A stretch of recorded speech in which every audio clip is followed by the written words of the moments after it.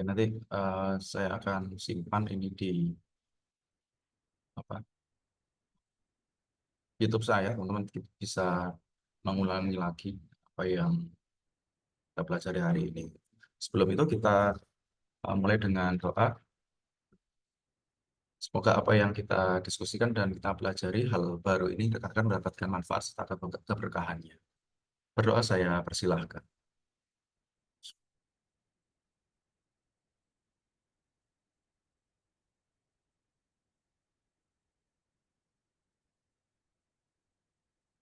Oke, berdoa saya cukupkan. Rekan-rekan yang baru hadir, selamat pagi. Assalamualaikum warahmatullahi wabarakatuh. Nah, di kesempatan kali ini ya, tidak ada moderator atau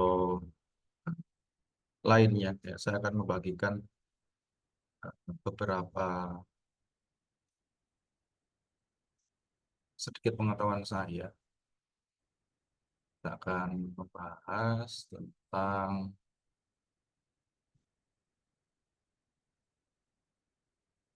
data sekunder. Sebenarnya materi kali ini sangat terkait. Dua tiga pertemuan terakhir ini sangat terkait dengan proyek tengah semester kita ya nantinya, yang rekan-rekan akan menganalisis data sekunder yang saya berikan dan kemudian teman-teman bikin laporannya ya untuk seluruh kelas IJKLMN. Oh ya, eh, mungkin saat ini beberapa rekan-rekan itu mendua ya, karena ada beberapa kegiatan yang bersamaan ya, beberapa kelompok atau beberapa grup itu ada di kegiatan yang berbeda pada waktu yang sama. Ya, nanti sekitar jam 9 ada setengah 10 kalau nggak salah itu ada PKM Zone, lalu kemudian ada beberapa tim PKM yang menuju PIMNAS ya dari psikologi akan berlatih dan menunjukkan performnya pada Bapak Ibu dosen dari tim PKM Center.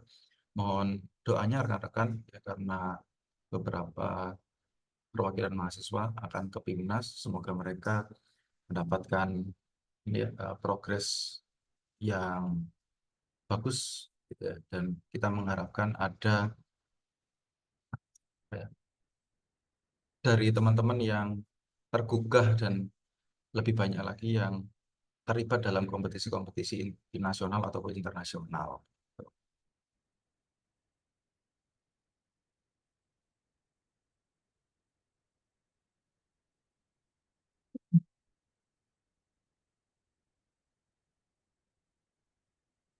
Nah, nanti ketika misalnya ada kesalahan teknis ya, kalau rekan-rekan eh, merasa kok putus-putus dan sebagainya, tolong nanti eh, sampaikan di grup ya, bisa dibantu PJ ataupun rekan-rekan eh, tim panitia saya yang membantu kegiatan hari ini.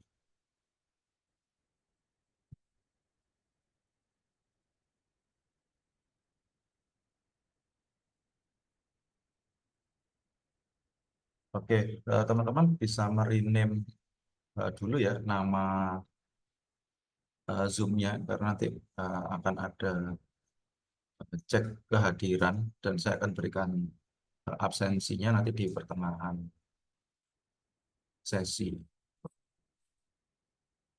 Sebagai pembuka, saya akan jelaskan tentang apa itu data sekunder. Di sini teman-teman bisa tampak materi saya. Coba tolong reaction-nya.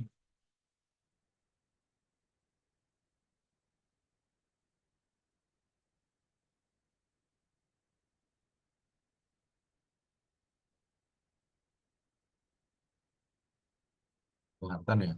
Sebentar.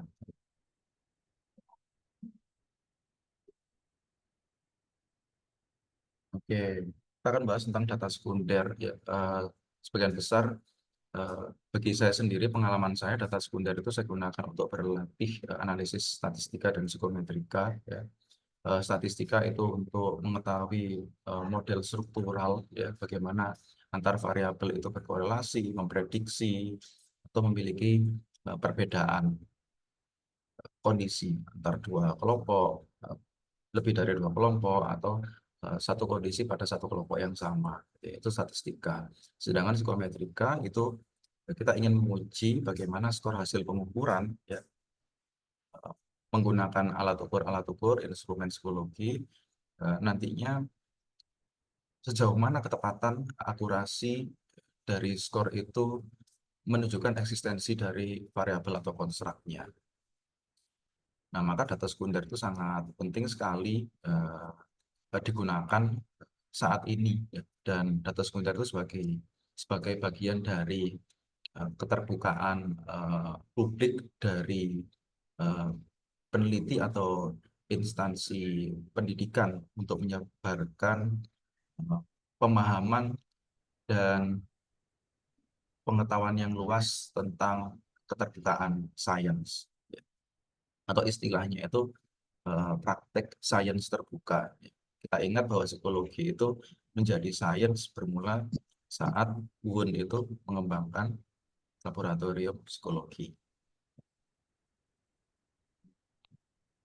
Apa yang akan kita pelajari ya, terkait dengan definisi, ya, sumber data, lalu kemudian keuntungan dan keterbatasan, ada beberapa etika dalam penggunaan data sekunder. Nah, nantinya tantangan tidak akan saya sampaikan, ya, tapi kita langsung pada proses analisis dan studi kasus.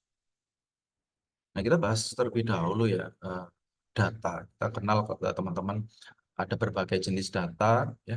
Ada kalau berdasarkan jenisnya atau sifatnya, data itu ada kuantitatif dan kualitatif. Kalau berdasarkan level pengukuran itu ada data nominal, ordinal, interval, dan rasio. Saya tidak bahas di sini. Kalau berdasarkan kontinuitas, data itu ada yang diskrit dan kontinum, ya. Nah, tapi berdasarkan bagaimana data itu diperoleh, ya, data itu dibagi menjadi dua, data primer dan sekunder. Data yang dikumpulkan secara langsung oleh peneliti itu disebut sebagai data primer. Tujuannya spesifik, ya, penelitian yang sedang dilakukan saat itu, ya. Ada tujuan dan ataupun ada pertanyaan penelitian yang harus dijawab.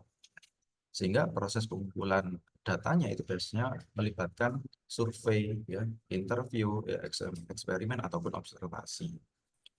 Pada data primer, peneliti memiliki kontrol yang penuh atas bagaimana data itu dikumpulkan, ya. Jadi dia sudah merancang bagaimana data itu diperoleh dan bagaimana ketepatan, ya, akurasi, bahkan kredibilitas data itu dikendalikan sepenuhnya oleh peneliti. Nah, sedangkan data sekunder, ya, sudah dikumpulkan oleh pihak lain untuk tujuan yang berbeda, ya. Apa tujuan yang berbeda? Ada banyak sekali tujuan di mana data sekunder itu digunakan, ya. Pada data primer misalnya penelitian itu spesifik, ya. Kita ingin melakukan penelitian psikologi, maka data-data pada fenomena psikologi yang kita kumpulkan. Tapi data sekunder, ya, tujuannya beragam, tidak hanya pada satu bidang tertentu saja, ya. Ada banyak sekali berbagai apa ya, tujuan pengukuran, tujuan diambilnya data itu dilakukan secara bersamaan, ya. Misalnya ada eh, pengambilan data terkait dengan kesehatan, maka kesehatan itu ada yang kesehatan fisik, ada yang kesehatan mental, lalu kemudian eh, ada juga yang terkait dengan ekonomi, ya. Misalnya status ekonomi sosialnya itu juga dikoleksi dan sebagainya, itu banyak sekali dan tersedia untuk digunakan kembali dalam penelitian lain. Jadi ada tujuan pada penggunaan data sekunder itu adalah tidak hanya pada satu penelitian, tapi pada penelitian yang lain. Tidak hanya pada saat penelitian saat ini, tapi juga di penelitian masa depan. Sehingga dapat melakukan penelitian yang berjangka panjang atau yang disebut sebagai penelitian longitudinal. Contoh data sekunder itu meliputi data survei nasional, data sensus, arsip penelitian terdahulu, ya, data-data administratif, atau data yang tersedia dari lembaga pemerintah atau organisasi internasional. Di psikologi kita sebagian besar itu menggunakan data primer, ya, karena kita punya tujuan yang spesifik tertentu. Misalnya pertanyaan penelitiannya terkait dengan apakah penyesuaian akademik ya, itu dipengaruhi oleh hubungan teman sebaya misalnya gitu. Maka kita perlu mendapatkan skor pengukuran dari kedua variabel tersebut ya. Nah, eh, pada bidang-bidang yang lain seperti ekonomi atau misalnya manajemen gitu ya, sosiologi dan sebagainya, eh, sangat memungkinkan ya data-data itu diperoleh dari eh, di luar peneliti ya, eh, didapatkan dari pihak eh, ketiga ya.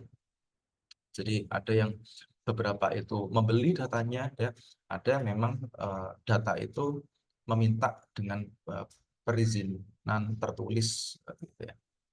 Dan data ini tersedia ya. Seperti halnya data sensus ya, itu juga kita bisa meminta sebenarnya.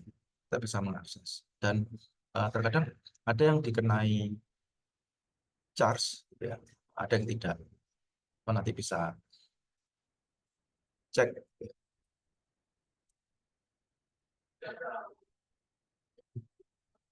Nah, sumber data ya, ada beberapa sumber. Misalnya kalau data base akademik itu bisa PubMed ya.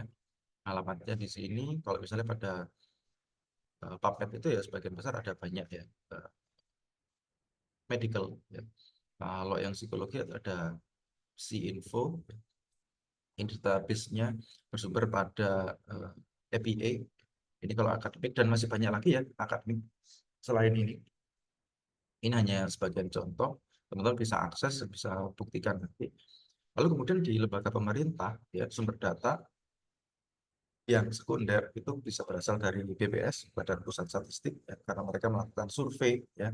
Survei itu dilakukan pada level atau tingkatnya populasi. Ya. Jadi seluruh gitu ya, eh, masyarakat, seluruh elemen yang ada dalam satu negara. Gitu ya.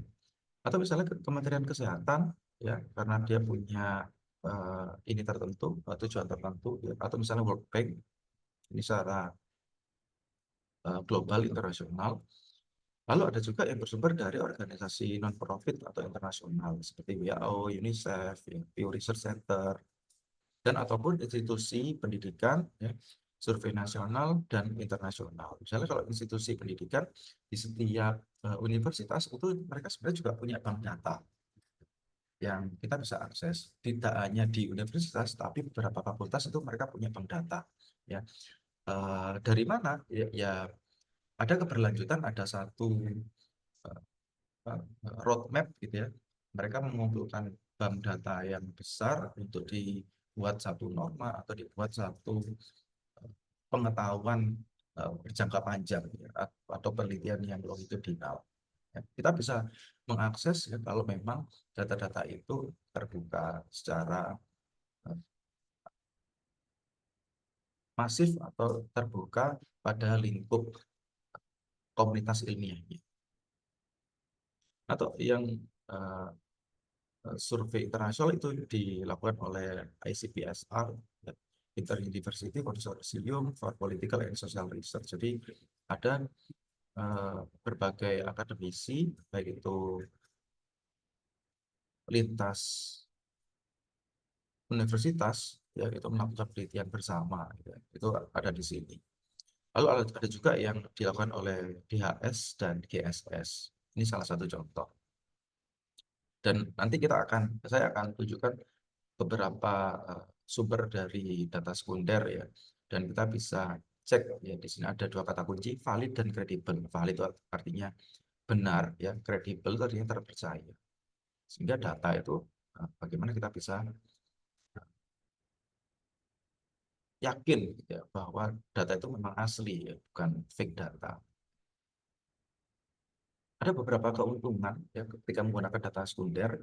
Yang pertama adalah efisiensi waktu dan biaya. Ya, kalau teman-teman melakukan penelitian dengan data primer, maka perlu collect data. Ya, kita butuh uh, ngeprint misalnya skala atau kuesioner ketika penggunaannya adalah paper and pencil. Ya, kita juga butuh pensilnya misalnya. Dan kemudian kita butuh waktu yang lebih banyak karena misalnya dilakukan pengumpulan data itu sekitar 3 minggu. Nah, tapi kalau data sekunder itu sudah tersedia, ya waktu kita bisa kita gunakan untuk hal yang lainnya dan lebih singkat. Akses ke data yang lebih luas, ya misalnya em, karena dilakukan survei misalnya data sekunder itu, jadi kita bisa melingkupi data yang areanya lebih luas daripada yang bisa kita dapatkan. Ya. Umumnya teman-teman psikologi melakukan penelitian ya pada kelompoknya saja, pada fakultasnya, pada prodinya. Ya. Tapi kalau kita menggunakan data sekunder, kita bisa menggunakan data yang dilakukan pengambilan data sebelumnya itu pada budaya yang berbeda, ya, atau provinsi yang berbeda, bahkan negara yang berbeda, atau bahkan yang berbeda budaya lintas bangsa itu bisa digunakan. Kita ingin membandingkan, oh gimana ya kira-kira kebahagiaan atau kebersyukuran orang Indonesia dengan orang Malaysia atau dengan orang Thailand. Kira-kira ada nggak ya datanya? Apakah mereka menggunakan alat ukur yang sama? Itu ada. Nanti kita bisa cek. Ya. Dan terkadang kita tuh nggak tahu bahwa data-data itu eksis. Gitu ya. Lalu kemudian penggunaan untuk studi longitudinal. Nah, ini juga menjadi pengetahuan yang perlu kita upgrade ya terkait dengan longitudinal itu artinya ada beberapa zaman yang berbeda ya, kondisi tahun yang berbeda, kita ingin tahu ya, sejauh mana sih perbedaan satu variabel atau fenomena psikologi tapi diamati pada rentang waktu yang sangat panjang. Kalau ada studi komparatif, ya ini tadi ya, karena akses data yang luas, misalnya kita ingin mengkomparasi atau membandingkan, gimana ya kira-kira kebahagiaan orang-orang di pedesaan dengan yang di perkotaan. Ya. Bagaimana kalau orang yang di desa tapi di Jawa, tapi yang kita bandingkan adalah desa tapi yang di non Jawa. Mampu nggak kita? Ya, salah satu akses datanya adalah data sekunder. Dan kemudian memungkinkan penelitian ulang dan validasi. Jadi banyak sekali peneliti-peneliti terdahulu yang sudah menuangkan pada hasil artikel penelitiannya dan dipublikasikan, kita ingin cek apakah sejauh mana ketepatan peneliti itu untuk menganalisis dan membagikan hasilnya. Ya, jadi kita juga punya kesempatan untuk kalau peneliti itu salah menganalisis, ya, dan kita bisa kemudian memberikan uh, notice atau memberikan komen gitu ya, misalnya terkait dengan metodenya atau terkait dengan uh, bagaimana dia memperlakukan data, ya, maka kemudian kita bisa berdiskusi ya, jadi ada diskusinya. Kita bisa katakan, oh kamu salah menganalisisnya, harusnya seperti ini. Nah, jadi kemudian dia ada feedback gitu ya, tidak hanya sekedar dibaca tapi kemudian ada feedback, oh ternyata saya salah ya. Jadi kalau misalnya peneliti itu aware pada apa yang dia tulis, oh kalau misalnya saya salah ya, dan kemudian kesalahan saya juga tidak disadari oleh reviewer jurnal ataupun eh, editor dari jurnal yang menerbitkan, maka orang lain ya, publik itu juga boleh mengkritisinya, boleh memberikan saran perbaikan. Itu keuntungannya ya, saya letakkan pada keuntungan. Nah, keterbatasannya tentu adalah karena data itu tidak kita koleksi sendiri, kita tuh memiliki kontrol yang rendah, yang lemah ya, atas bagaimana proses pengumpulan data itu dilaksanakan. Ya. Lalu kemudian ada kesalahan atau bias dalam data. Ya. Ya, tentu kita tidak bisa menghindari adanya kesalahan ya, tapi setidaknya kesalahan-kesalahan termasuk pada data atau kesalahan pada hasil pengukuran itu kita bisa minimalisir ya. Maka nanti akan ada beberapa cara ya, tahap setelah data didapatkan bagaimana harus kita analisis. Ya. Mungkin juga ada keterbatasan data yang tersedia ya, karena memiliki perbedaan pada tujuan penelitian kita ya. Kemudian masalah dengan akses dan lisensi ya. Ada beberapa data itu yang kita bisa uh, uh, publikasikan ulang, tapi ada data yang tidak bisa sampai sana. Gitu ya. Jadi ada beberapa license yang terkait dengan perbedaan bagaimana kita mengaksesnya. Lalu kemudian masalah kompatibilitas dan keterbatasan aktualitas. Ya. Ini terkait dengan masalah akses dan lisensi tadi. Gitu ya. Jadi ada keberlanjutan beberapa keterbatasan. Nah, sebelum saya sampaikan ya, nanti kita praktek bagaimana proses analisis data, saya perlu sampaikan eh, apa sih yang perlu kita tentukan ya pada proses analisis data eh, menggunakan data sekunder. Pertama, tentu kita harus menentukan pertanyaan penelitian kita ya. Apa yang harus ada di sini? Kita merumuskan pertanyaan penelitian yang jelas ya, yang punya arah ya, yang pasti ya, yang konkret. Pertanyaan ini akan memandu proses pencarian data dan memastikan bahwa data yang diperoleh relevan dengan tujuan penelitian. Jadi jangan sampai kemudian eh, kita menjawab tujuan penelitian, tapi tidak dengan sumber data yang relevan, ya. Tidak dengan sumber data yang mendukung tujuan penelitian kita. Ya, jadi kita harus ada keselarasan antara data yang nantinya harus kita dapatkan, ya sumber data sekunder tadi dengan tujuan penelitian kita. Setelah tujuan penelitian, maka kita mengidentifikasi dan memilih sumber datanya. Ya. Ya, mengidentifikasi sumber data sekunder tentu harus yang kredibel atau terpercaya dan sesuai dengan pertanyaan penelitian. Ini kembali pada poin pertama tadi. Perlu kita memastikan data yang dipilih memiliki cakupan, ya, yaitu terkait dengan uh, kapan data itu didapatkan atau kapan data collecting itu dilaksanakan, ya, pada saat apa, dan mungkin ada situasi tertentu ketika data itu didapatkan, ya, misalnya data tentang kecemasan akademik itu dikoleksi saat COVID, ya. Nah, maka kalau data itu didapatkan ketika COVID, maka kita tahu loh, kalau COVID artinya kemudian datanya ini sebenarnya dikoleksi menggunakan online form atau menggunakan eh, format paper and pencil, ya. Bagaimana pengumpulan data ini mengedepankan prinsip etika saat itu, ya kan? Maka kan kalau kita bertemu orang saat pandemi COVID itu kita harus menerapkan apa namanya,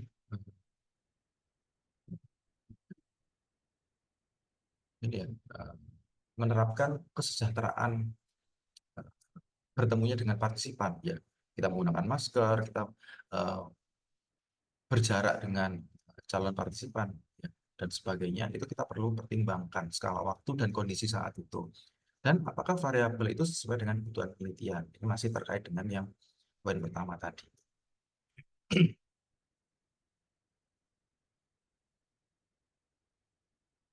Lalu kemudian yang ketiga adalah mengevaluasi kualitas dan relevansi data, ya. Jadi kita perlu mempertimbangkan bagaimana keakuratan data, dan relevansi variabel, konteks data, dan tahun pengumpulan tadi.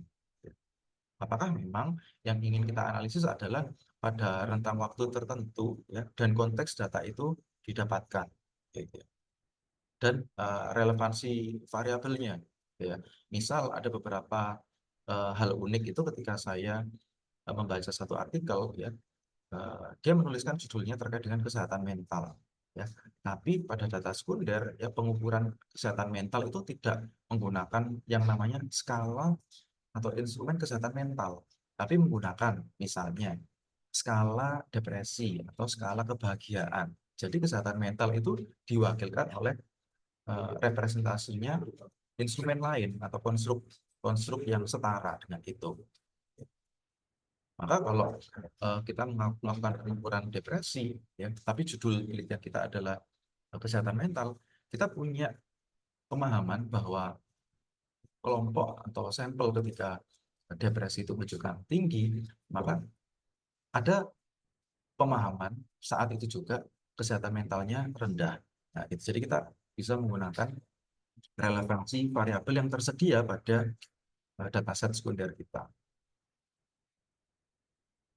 Nah, selanjutnya kita perlu menyiapkan data, ya. Menyiapkan data ini bisa disebut sebagai eh, istilahnya tabulasi data, ya. Ada satu proses, ya, bagaimana kita perlu melakukan cleaning atau membersihkan data, ya. Kenapa kok data itu perlu kita bersihkan, ya? Karena ada kemungkinan beberapa respon dari partisipan itu tidak terpercaya atau tidak perlu kita libatkan dalam analisis. Ya, contoh misalnya ada karakteristik partisipan itu adalah eh, siswa SMP dan SMA, ya, yang hanya memiliki ayah, gitu ya. Kalau dia masih memiliki ibu, maka partisipan ini harus tetap keluarkan ya pada analisis selanjutnya. Jadi kemudian kita perlu melakukan cleaning dan hanya yang punya ayah saja. Dan yang kita teliti adalah yang siswa perempuan misalnya, maka siswa laki-laki harus kita buang, kita hilangkan dulu. Ya. Itu ada filter ya pada cara kita untuk memilih mana yang harus kita analisis dan pengolahan data sebelum dianalisis tadi. Nah, persiapan data seputar pembersihan, transformasi variabel, dan menyusun ulang data itu perlu kita lakukan. Nah, ini pada proses menyiapkannya. Lalu kemudian melakukan analisis data, ya karena sudah siap datanya, ya apakah analisis data itu menggunakan statistika, ya atau misalnya kualitatif sesuai dengan pertanyaan penelitian. Jadi ada juga data sekunder itu yang digunakan untuk penelitian kualitatif. Ya. Data-data yang bersumber dari interview atau observasi itu ada. Analisis properti psikometrika, analisis statistika deskriptif, dan statistika inferensial, ya, korelasional atau komparatif. Baru kemudian tentu setelah analisis data kita perlu menginterpretasinya. Ya. Apakah hasilnya perlu diinterpretasi dalam konteks pertanyaan penelitian? Ya. Nah, apa konten dari interpretasi? Kita membandingkan atau menjawab bagaimana hasil ya, dari analisis data dengan hipotesis yang sudah kita ajukan sebelumnya, atau juga dengan tujuan penelitian atau pertanyaan penelitian sebelumnya. Dan kemudian menilai konsistensi dengan literatur terdahulu. Dan perlu kita mengidentifikasi keterbatasan. Setelah itu baru kemudian kita laporkan, kita tulis atau kita diskusikan. Memastikan laporan memaparkan metode analisis yang digunakan, ya, bagaimana sumber data sekunder itu digunakan atau dapat diakses secara terbuka, dan temuan utama, ya, apakah dia sesuai dengan teori atau tidak.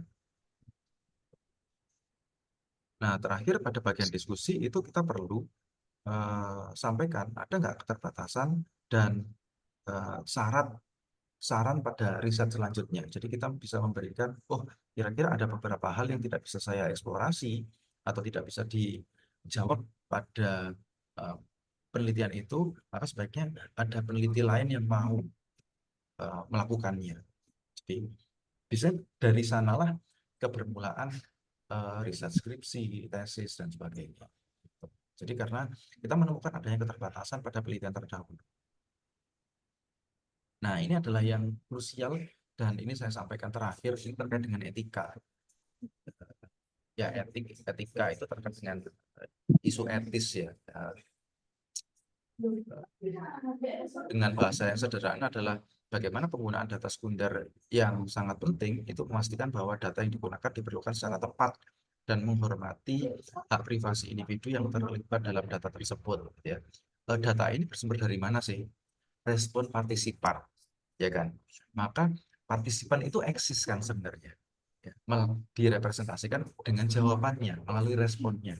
Maka kita perlu menjaga privasi dari partisipan tersebut. Ya. Ya, ada beberapa hal ya terkait dengan etika ini yang perlu kita pertimbangkan dan harus kita implementasikan. Yang pertama adalah kita harus mendapatkan dan memastikan kita telah izin dan memiliki hak untuk akses. Ya. Dia terkait dengan hak cipta dan lisensi, di mana kita memastikan ya peneliti atau pengguna data itu memastikan bahwa kita bisa menggunakan data ya dan memiliki izin yang sah untuk mengakses atau menggunakan data tersebut. Biasanya ya beberapa kali juga saya eh, meminta atau berkirim surat ya melalui email ya, untuk saya izin menggunakan data sekundernya. Misalnya, oh data sekundermu ini sangat berarti, sepertinya saya akan menggunakannya saat saya memberikan perkuliahan, misalnya begitu. Jadi untuk apa saya menggunakan data, si pemilik data itu tahu, ya dia data itu digunakan untuk apa saja. Lalu kemudian sumber datanya apakah terbuka ya, dari survei nasional atau database publik, di mana dia memastikan penggunaan mengikuti pedoman yang ditetapkan oleh penyedia data. Jadi biasanya penyedia data ini bisa penyedia secara langsung, misalnya saya menyediakan data sekunder ya untuk digunakan oleh rekan-rekan. Jadi saya langsung memberikan data atau saya memberikan pada pihak ketiga. Ya, misalnya kenapa kok saya memberikan pada pihak ketiga? Misalnya saya tidak punya server yang besar untuk eh, menampung data saya atau saya tidak memiliki akses yang luas pada pengguna data saya. Ya, misalnya saya menyampaikan pada satu eh, pusat server data, yang pusat server data itu bisa diakses secara internasional. Nah, kalau misalnya saya hanya meletakkan pada Google Drive saya, yang bisa akses mungkin hanya mahasiswa saya, ya, atau kolega yang saya kenal. Tapi kalau saya bisa berikan itu pada pihak ketiga yang dia punya akses yang sangat luas secara internasional, maka data saya bisa digunakan secara lebih masif, secara global, secara luas. Jadi kita perlu mendapatkan izin dan hak akses. Nah, kalau katakan kita sudah memiliki izin dan hak akses, ya, kita mendapatkan datanya, gitu ya. Maka di dalam data itu ada beberapa hal yang sebenarnya perlu kita pertimbangkan untuk kita jaga privasi dan kerahasiaannya. Yang pertama adalah anonimitas data. Ya, beberapa data sekunder itu mungkin sudah dianonimkan. Ya. Jadi dia udah nggak ada nama lengkapnya atau bahkan mungkin hanya inisial, ya, atau eh, dia tidak ada nama tapi digantikan oleh identitas misalnya angka atau kode. Ya, misalnya saya itu dikodekan eh, ZI0078 misalnya gitu ya. Nah, maka kemudian saya akan tahu, oh, data saya ada di data sekunder itu enggak, saya akan lihat ID saya. Nah, itu, oh, ada, dan itu kemudian enggak ada eh, data privasi saya yang disampaikan oleh orang yang menggunakan data saya. Nah, gitu ya. Jadi sudah dianonimkan. Atau misalnya ada beberapa data sekunder yang itu belum anonim, maka ketika kita akan menggunakannya, kita harus menganonimkan terlebih dahulu. Kita harus memastikan bahwa Isi. data yang sebelumnya kita lakukan itu atau yang sebelum kita analisis itu harus anonim. Ya, teman-teman, tolong di mute ya, tolong dibantu oleh Bapak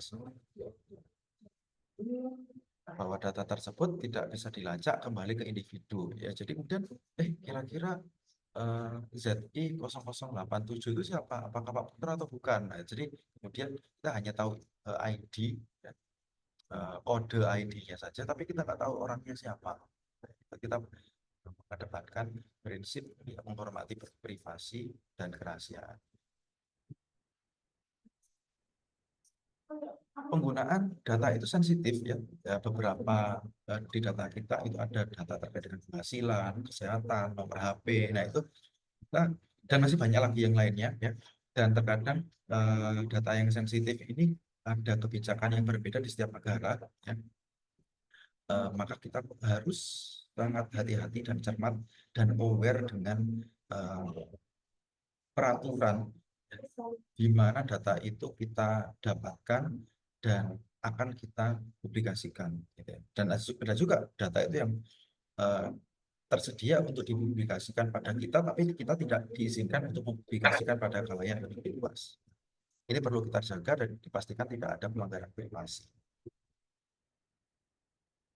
Nah, yang lainnya selanjutnya adalah kita perlu menjaga integritas dan kredibilitas data, tidak memodifikasi data aslinya. Jadi karena ada tujuan tertentu pada penelitian kita, jadi kita merubah data itu sesuai dengan agar tujuan eh, dari penelitian kita itu tercapai. Itu sangat tidak etis sekali. Kita mengubah atau memodifikasi data, ya, data yang kita dapatkan dari data sekunder, terus kita eh, katakan bahwa datanya tidak saya rubah. Itu ya, jadi ada prinsip-prinsip etika yang kita langgar.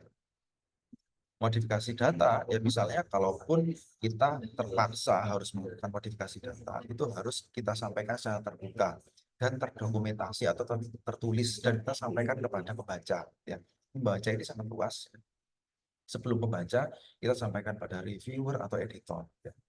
Nah, jika diperlukan, ya, misalnya modifikasinya dengan cara apa? Misalnya menghapus outlier, ya, atau data yang tidak relevan tadi yang saya sampaikan. Saya ingin hanya menganalisis siswa perempuan, maka yang laki-laki harus saya hapus. Nah, proses menghapus, proses mengeliminasi, proses untuk tidak melibatkan satu data pada analisis selanjutnya itu kita sampaikan. Di sanalah letak dari transparansi kita dalam menggunakan data ya. Kita perlu jelas melaporkan sumber data.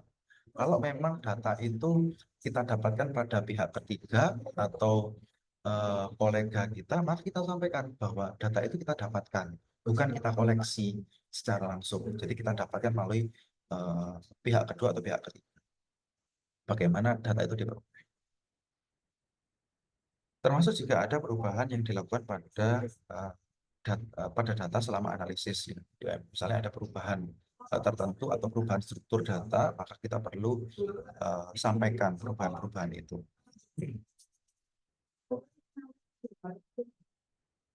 Kemudian kita perlu menghindari bias dan manipulasi data tadi. Penggunaan data secara objektif itu harus digunakan secara objektif atau memanipulasi hasil agar sesuai dengan hipotesis atau keinginan peneliti. Ini penting untuk menjaga integritas ilmiah dan keakuratan hasil penelitian. Jadi ya kalau memang hasilnya tidak menjawab satu tujuan atau tidak terpenuhinya satu hipotesis yang kita usulkan, maka kita perlu sampaikan demikian. Itulah akurasi kita, gitu ya. Jadi penelitian itu tidak harus membuktikan apa yang kita hipotesiskan atau kita asumsikan sebelumnya, tapi kita juga bisa membatalkan itu, batalkan teori atau bukan juga selain itu adalah konfirmasi teori. Kita perlu mewaspadai bias atau kesalahan ya dari asal data itu didapatkan. Data sekunder seringkali dikumpulkan dengan tujuan berbeda ya, karena ada banyak sekali objek ukurnya tadi. Maka peneliti perlu menyadari ada kemungkinan bias yang muncul. Jadi peneliti itu perlu tajam dan perlu peka bahwa kayaknya datanya ada yang salah. Dan kemudian kalau memang disadari gitu ya pada proses itu ya, pada proses pengumpulan data di awal, maka kita perlu mempertimbangkan dampaknya pada hasil analisis ya, dan itu kita perlu sampaikan. Nah, selain itu ada kita dilarang untuk melakukan pengakuan terhadap sumber data asli tadi, dan kita harus ya, apalagi pada budaya timur ya, kita perlu memberikan penghargaan ya pada siapa sih peneliti awal itu gitu ya. Orang itulah yang membuka gerbang pada pengetahuan atau informasi-informasi lainnya yang sangat kita butuhkan ya, sumbangsih atau dampak penelitian awal. Kita memberikan kredit yang tepat kepada sumber asli. Kredit ini sebenarnya tidak hanya apa ya, dari mana data itu disampaikan ya, atau kita dapatkan, tapi kita juga bisa memberikan rasa keberterima-kasihan kita bahwa ada orang yang sangat relevan bantuannya pada studi kita. Jadi ada bagian seperti kayak bagian apa ya namanya, ucapan terima kasih gitu ya pada laporan atau artikel riset itu di bagian bawah itu sebelum daftar pustaka. Jadi menyampaikan bahwa penelitian ini eh, bersumber dari diskusi yang sangat dibutuhkan oleh peneliti bersama dengan kita perlu jelaskan seperti itu. Data penelitian itu sangat bermanfaat. Nah, itu kita sampaikan. Kemudian kita menjelaskan tentang data sekunder. Ya, peneliti harus secara transparan menyatakan bahwa mereka menggunakan data sekunder dan menyebutkan bagaimana data itu diperoleh. Ya, apakah misalnya memang kita berbayar atau misalnya memang kita menggunakannya secara sukarela, gitu, bebas, gratis. Dan kemudian selanjutnya terkait dengan etika, kita perlu mempertimbangkan konteks penggunaan data. Nah, ini sangat penting sekali. Penggunaan data itu sesuai dengan tujuan awal. Menggunakan data untuk tujuan yang tidak sesuai atau yang dapat merugikan individu untuk kelompok tertentu bisa menyebabkan masalah etika. Ya, misalnya kalau kita melakukan penelitian studi komparatif pada budaya yang berbeda, misalnya, maka kita perlu sampaikan ya, tujuan awal dan bagaimana data itu didapatkan. Ya. etika dalam analisis data lintas budaya. Ya. Peneliti itu harus peka ya terhadap konteks budaya dari data yang dianalisis. Interpretasi yang salah atau generalisasi yang tidak tepat itu akan merusak kualitas data dan tentu juga akan merusak etika penelitian kita. Kalau kita kemudian melanggar prinsip etika saat kerja-kerja penelitian, ya maka kemudian kebermanfaat penelitian kita itu tidak akan dirasakan oleh masyarakat yang lebih luas. Gila kira kontol gitu. Nah, selanjutnya adalah kita perlu mematuhi bagaimana regulasi dan pedoman hukum ini terkait dengan bagaimana penggunaan data pada negara-negara tertentu itu setiap negara punya regulasinya masing-masing ya. Misalnya kalau di Uni Eropa itu ada GDPR, General Data Protection Regulation ya. Peneliti harus mematuhi semua undang-undang dan peraturan tentang penggunaan dan penyimpanan data pribadi serta memastikan bahwa pengguna data tidak melanggar hak-hak individu terkait dengan privasi. Ada beberapa ini ya, seperti kalau saya melihat beberapa berita itu seperti Jerman itu sangat mereka itu sangat rigid pada privasi data. Bahkan di Google itu kita akan sangat sulit untuk mendapatkan jalan-jalan atau gang-gang sempit di sana itu tidak bisa kita akses dan itu diblur. Mereka emang nggak mau bahwa eh, kita bisa mengetahui rumah seseorang itu di mana. Itu berbeda kalau di Konoha itu kan nggak seperti itu ya. Bahkan di jalan-jalan sempit gitu. Ingat ya kalau teman-teman dulu itu cari ini ya Pokemon gitu ya. Itu sampai ke mana? Pangkalan militer itu kan sangat ini ya sangat tidak terjaga privasi data gitu ya. Bahkan misalnya di rumah sakit, nah itu kan sangat ini ya sangat riskan sekali. Ada beberapa kawasan, ada beberapa tempat itu yang tidak bisa kita akses secara luas. Nah, karena itu bisa digunakan pada tujuan yang tidak semestinya, maka harusnya ada aturan seperti itu. Terkait lagi dengan pedoman etika penelitian, maka beberapa lembaga akademik atau misalnya asosiasi atau organisasi profesional itu punya pedoman etika penelitian. Kalau di psikologi misalnya itu ada ethical principle of psychologist and conduct of conduct.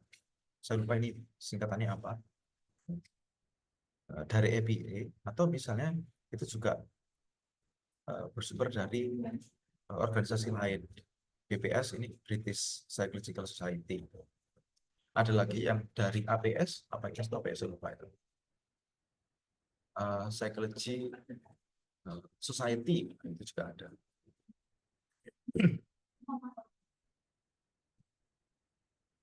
Boleh Pak, boleh. Nah, kita sudah sampai ya kita refresh gitu tentang apa yang kita akan pelajari. Nanti kita akan coba untuk analisis. Nah, sebelum kita coba untuk analisis, nah saya ingin tunjukkan beberapa cara bagaimana saya mendapatkan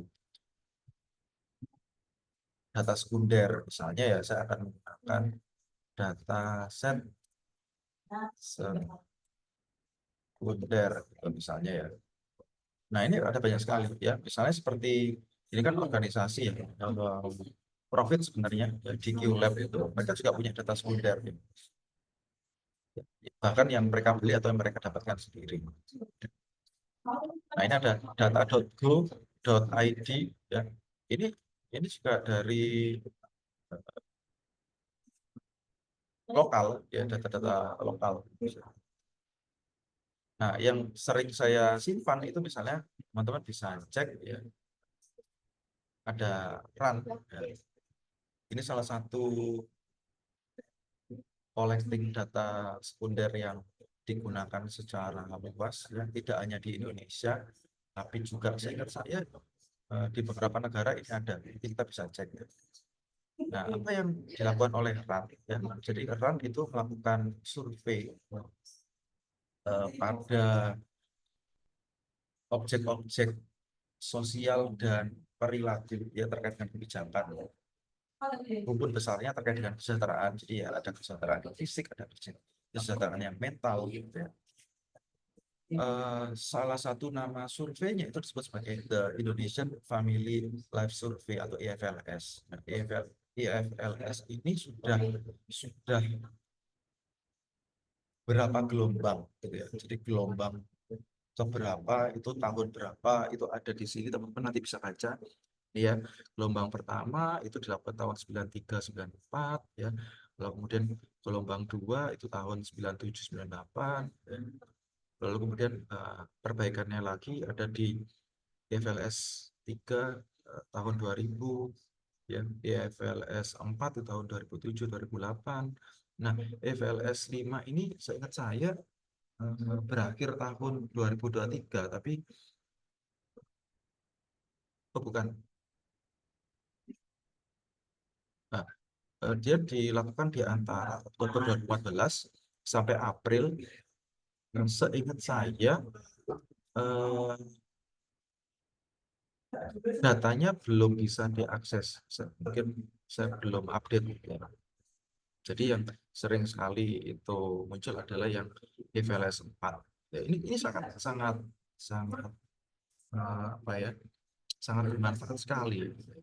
Kita bisa mendapatkan pengetahuan yang luas dengan alat ukur yang terstandar dan digunakan pada beberapa populasi yang berbeda. IFLS itu dilaksanakan di Indonesia dan ada juga yang dilaksanakan di Malaysia, namanya Malaysian Family Life Survey. Skala yang digunakan pada kedua populasi ini sama. Jadi kita akan memungkinkan untuk melakukan perbandingan dua negara, ya, penelitian dua negara, tapi kita nggak perlu uh, ke Malaysia. Ya. Kira-kira kebahagiaan orang Indonesia dan orang Malaysia itu terkait dengan apa ya, misalnya gitu ya. Uh, Manakah yang paling diharapkan orang apa di kedua populasi itu kesejahteraannya itu didasarkan pada apa, gitu ya?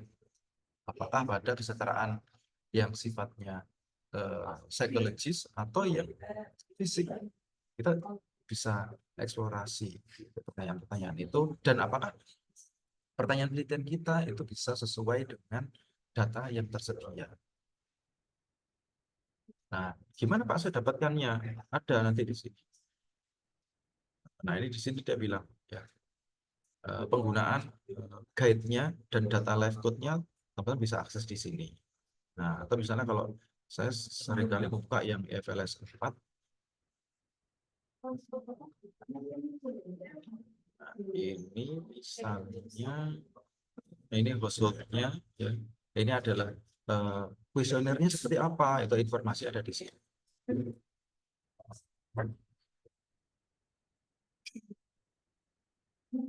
Nah, ini kita kalau mau download data itu kita kayak registrasi gitu, terus nanti dia akan ngirimin ke email kita yang kita registrasikan.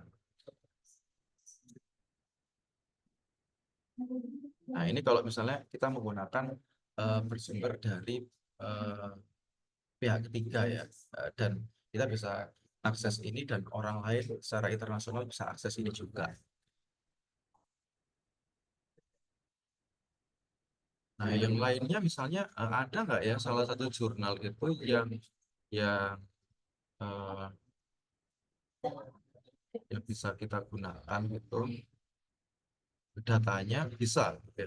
Nah, saya lupa belum mempersiapkan datanya tadi.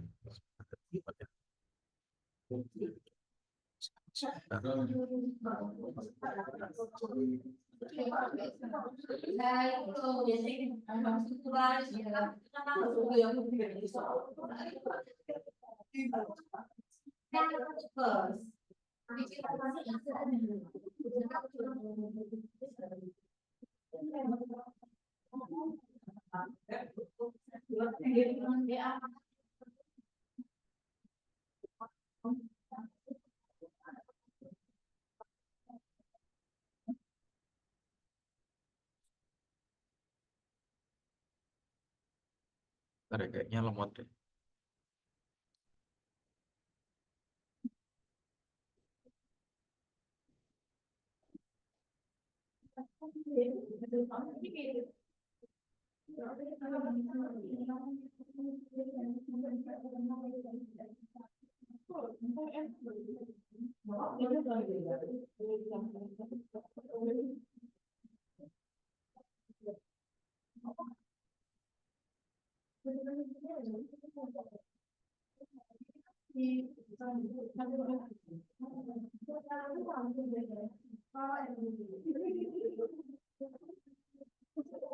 Saya siapkan dulu datanya.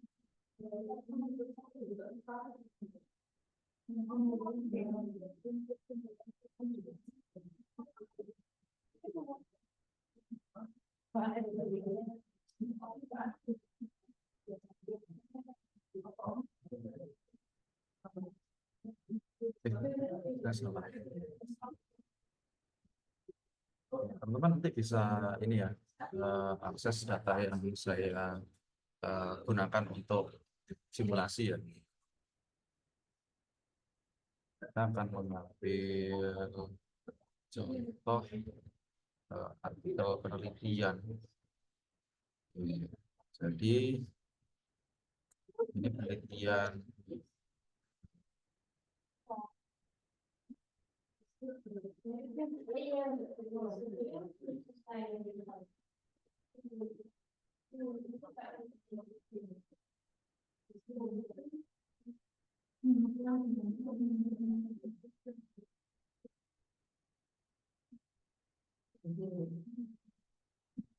ya, tampak ya di sini ya, kelihatan nggak? Paper ini kelihatan nggak? Teman-teman bisa akses datanya nggak? Nggak bisa. Coba berikan reaction dong kalau bisa.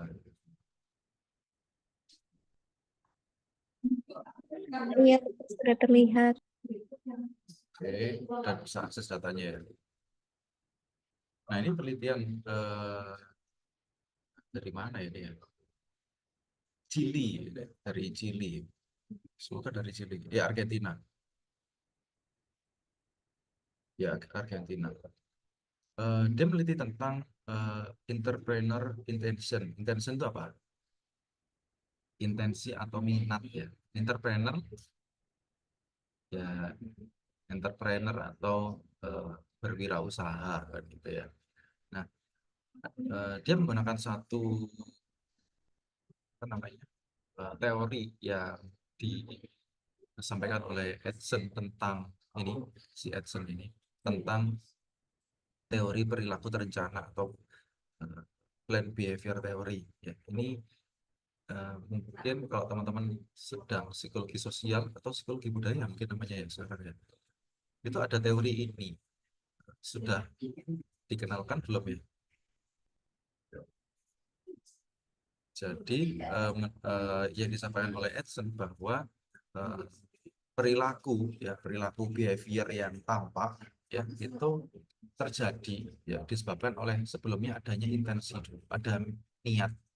Jadi seperti kata-katanya ini, ingat bahwa kejahatan itu terjadi bukan hanya karena ada niat pelaku. Ya. Jadi kejahatan itu sebagai perilaku nyatanya, ya. Tapi sebelum jahat orang itu niat dulu. Nah, tapi niat itu tidak akan terrealisasi kalau apa situasi atau kesempatannya ada. Ya. Nah, saya perlu ini ya off cam dulu. Nah, si Edson itu bilang ya, harusnya di sini ada perilaku ya, intention itu ya didukung oleh sikapnya ya, oleh pandangannya terhadap norma subjektif, ya. Dan kemudian bagaimana dia mempersepsi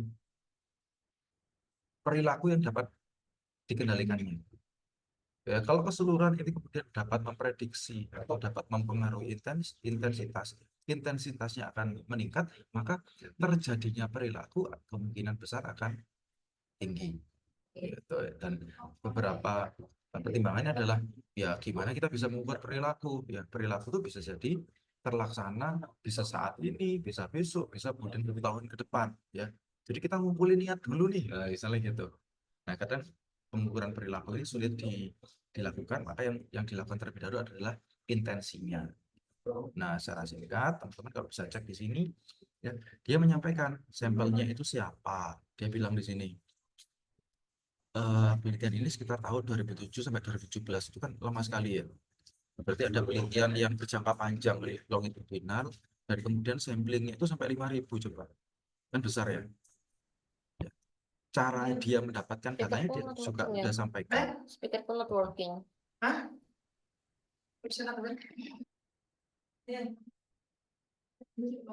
Nah, dia juga menyampaikan ya beberapa hal dan bagaimana dia mendapatkan datanya. Ya.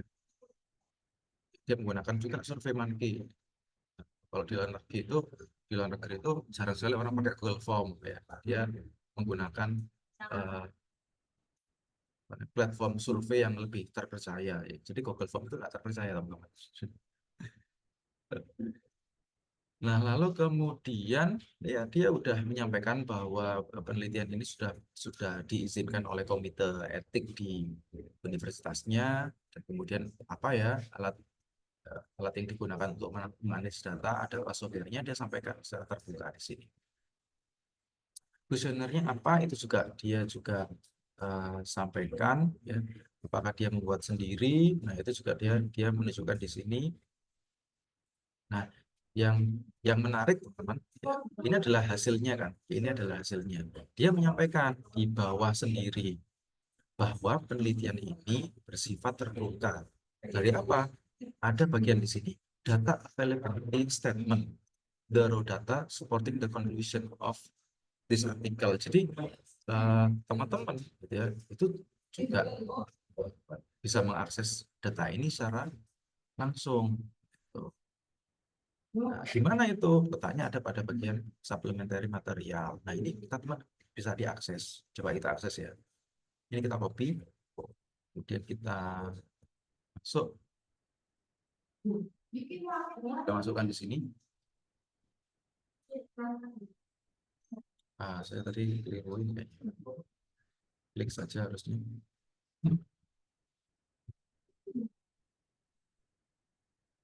Nah, dia akan mengarah pada di mana artikel itu dipublikasikan di jurnal, ya. Lalu pada bagian ini supplementary material kita bisa klik. Nah, ini datanya tersedia. Ya. Jadi gambarnya itu ada. Ya. Oke, maaf tadi coba kita ya, bagiannya ya yang mana ya? Yang mana tadi?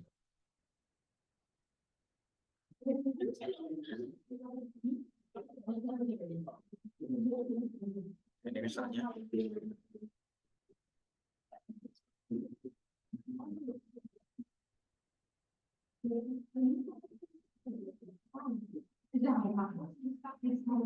Nah, ini kita bisa buka. Supplementary ini adalah keterbukaan peneliti bahwa apa sih yang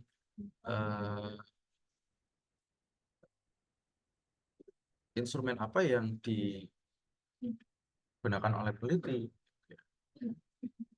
Kita coba buka. Nah, ini adalah instrumen-instrumennya tadi. Nah, dia itu menggunakan, nah kalau versi bahasa Inggris itu seperti apa? Nah, ini ya. Ini versi bahasa Inggris. Ya. Dia menggunakan instrumennya CHEN 2019. Tapi karena di Argentina itu bahasanya juga Spanish. Ya. Nah, dia kemudian melakukan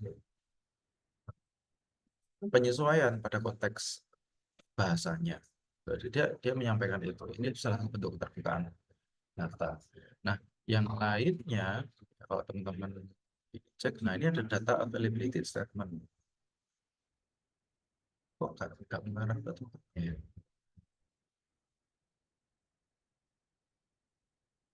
Nah ini, the raw data supporting the conclusion. Ya, jadi ada raw datanya. Manakah raw datanya?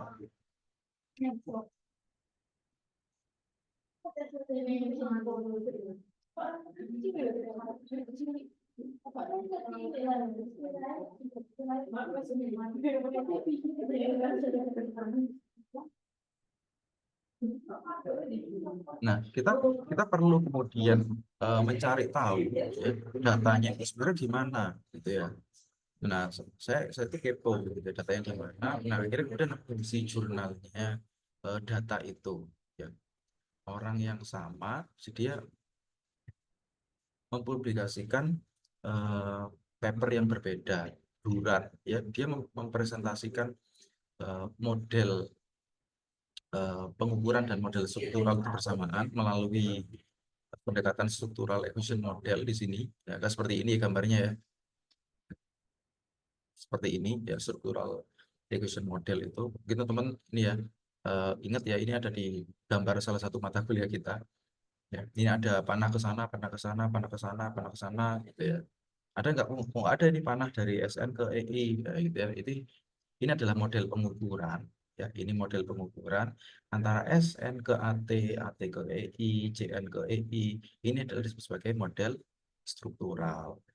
Ini measurement model, ini adalah struktural model. Kalau kita sebut semuanya, ini namanya structural equation model atau SEM. Nah, data tadi itu ada di sini. Sini datanya dipublikasikan di jurnal yang namanya Data in Brief. Data in Brief, dia bilang saya pernah melakukan survei ya dari jangka waktu yang sangat lama ya. Saya publikasikan di sini. Surveinya terkait dengan minat kewirausahaan ya, dan mirip gitu ya. Judulnya dengan yang ini. Nah, ini at Chilean University. Nah, betul kan? Sama. Sama. Nah, data ini bisa kita akses. Di manakah datanya? Dia bilang data untuk diaksesnya itu ada di repositorinya Mendeley ya, dengan identification number-nya ini ya. Kalau kalian mau cek di URL-nya bisa diklik langsung.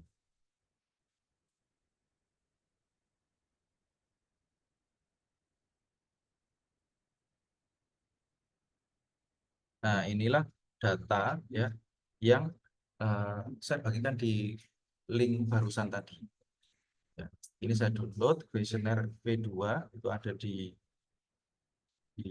oh, ada di sini. Saya download ya. Ada di sini. Data inputnya.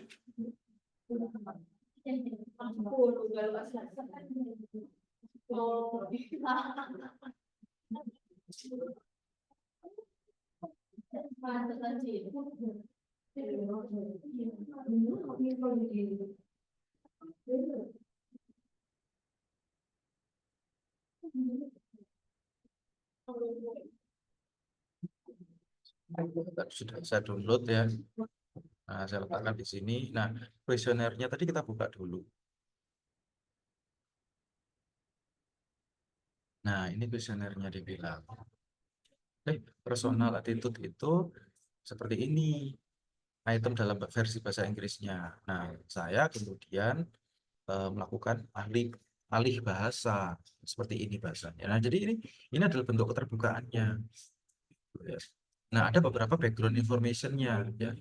Ya, itu diletakkan pada bagian ini. Ya. Kalau saya juga mengumpulkan level pendidikannya, ya, academic degree-nya, apakah dia itu doktor, apakah dia itu master, atau yang lainnya. Ya. Atau misalnya kalau datanya itu tidak dijawab, itu dikatakan data missing. Kodenya apa? -99. Ini disebut sebagai codebook.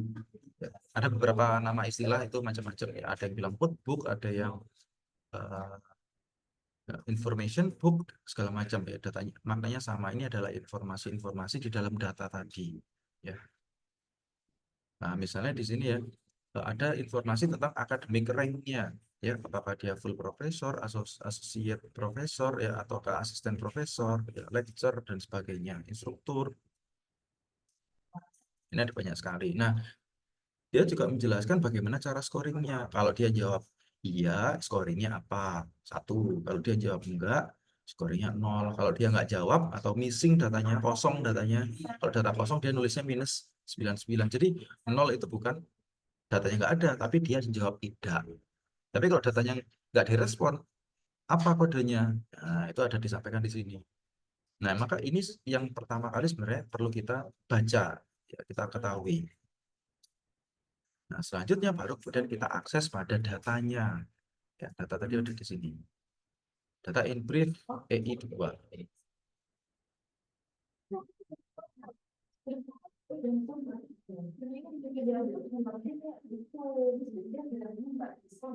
Ini ya tadi ya. Nah, ini. Oh, ini cuma oh, maaf. Nah, ini nanti kalau kita scroll ya tadi ya. Nah, jadi ada case ID. Nah, case ID ini yang saya sampaikan seperti eh, apa namanya? Kode identitas saya tadi ya. Misalnya 1 itu ya subjek pertama, atau misalnya bisa ditulis 00001 misalnya gitu. Kita ingin membuktikan benar nggak datanya tadi, dia bilang kan ada 1000 ya, 1000 sekian tadi. Ada sekitar bukan 5.571. Kira-kira di sini tersedia berapa ya? 5.000 benar benar. Oh, saintisnya ada 5.000, tapi dia mendapatkan datanya 1.027. Saya salah baca. Nah, ini dia. Ya, benar kan ya datanya? Bentar ya. Oke. Lalu kemudian informasi apa saja tadi? Selain ID, ada informasi itemnya. Nah, ada IE1, IE2, dan seterusnya. IE6 ini apa sih? Nah, kita baca di guidebooknya tadi atau codebooknya tadi. Oh, AC1 itu itemnya ini loh. Ya. AC itu untuk menunjukkan personal attitude, jadi sikapnya. Oh, norma subjektif itu apa sih? Kodenya norma subjektif itu kodenya NS. Ya, itemnya ada 3. Ada nggak sih NS itu? Oh, ada, dia ada di sini. Gitu. Nah, biasanya juga ada informasi, oh, itemnya itu item favorable atau unfavorable, dan apakah itemnya itu sebenarnya sudah di reverse atau enggak. Jadi ada informasinya di sini. Kebetulan seluruh skala ini itemnya favorable semuanya. Ya, jadi dia tidak memberikan informasi adanya reverse score. Ya, nah dia juga menyatakan di sini untuk minat berwirausaha, ya itemnya ada 6 dan orang menjawabnya dari range atau jenjang 1 sampai 7. 1 di makna sangat tidak setuju, 7 adalah maknanya sangat setuju. Nah, bagaimana dengan yang skala lainnya? Ada, ini ada semuanya. Nah, kita perlu cek biasanya ya, kita perlu detail. Ini kan sudah difilter ya. Jadi kalau sudah difilter, caranya filter gimana Pak? Nah, klik bagian ini, terus filter kan. Nah, maka kemudian kan hilang ya pada baris pertama ini. Hilang toh, nggak ada filternya. Kalau kita klik filternya, maka kan ada, ya kan? Nah, harusnya ya dia memberikan informasi nggak kalau orang-orang itu ada yang menjawab kosong nggak? Itu. Kalau dia menjawabnya kosong, ya nggak dia jawab, kodenya apa di sini ada nggak? Jadi misalnya ya, IG1 itu kolom IG1 kalau nggak dijawab itu di kode -99. Tapi kalau itemnya, kalau kalau skala instrumen penelitiannya ada nggak? Nah, nggak ada. Artinya apa? Asumsi kita semua orang pasti merespon, pasti ada responnya. Jadi bersifat wajib. Kita akan cek benar nggak ada yang nggak jawab. Kita klik bagian filter ini dan benar juga ternyata. Semuanya ada. Ada yang jawab 1, 2, 3, dan seterusnya. Dan nggak ada yang jawab 8 atau nggak ada yang di skor 0 atau 0. Maknanya apa? Kalau di sini ada 8 dan atau 0, lah sedangkan pada codebooknya itu nggak boleh ada yang merespon 0 sama 8. Maka harusnya kalau ada misalnya di dataset kita tadi yang pada kolom kedua B ini IE1 kok ada yang 0 sama 8, harusnya kita keluarkan dalam analisis. Kenapa? Jangan-jangan dia melakukan tabulasi datanya salah.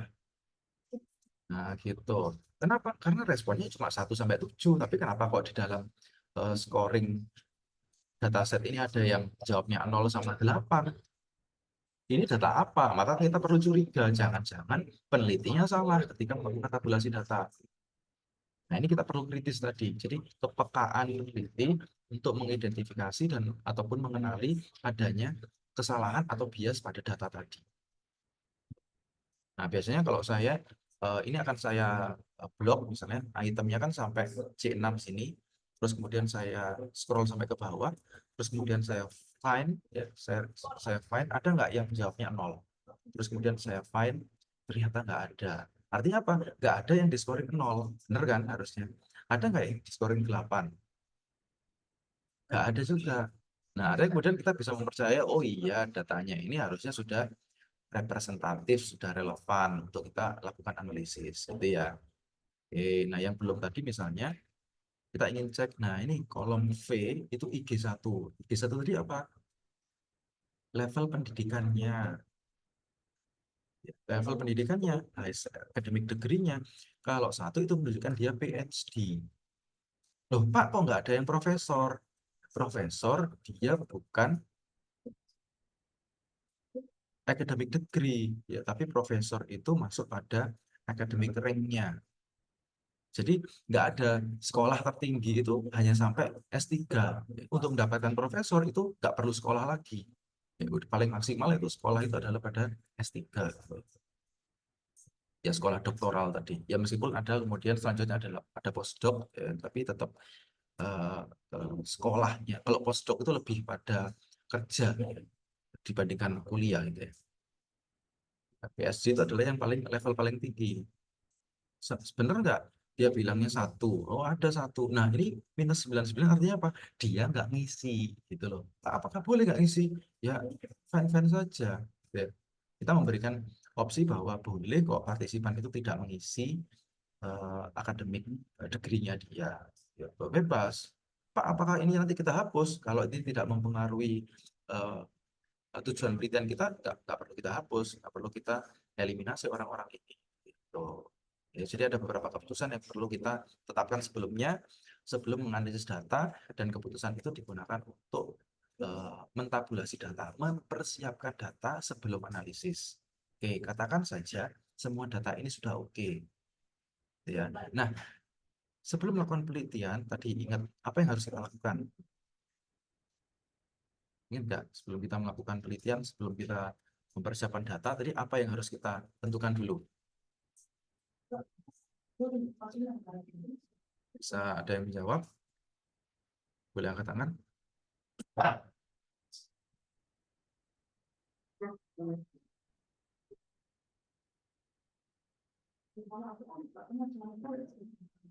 Ingat nggak? Apa yang harus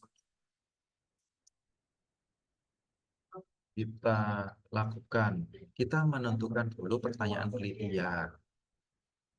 Misalnya kita menyampaikan pertanyaan penelitian kita terkait dengan ya, apakah misalnya intensi dipengaruhi oleh sikap terhadap academic entrepreneurship.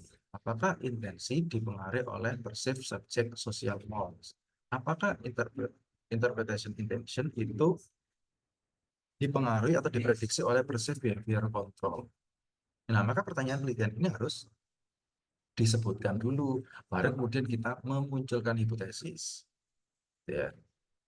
Nah, setelah itu baru kemudian kita tentukan apakah skor hasil dari pengukuran telah menunjukkan bukti estimasi reliabilitas atau validitasnya, gitu ya. Nah, kita mulai. Yang pertama apa? Reliabilitas dulu atau validitas dulu?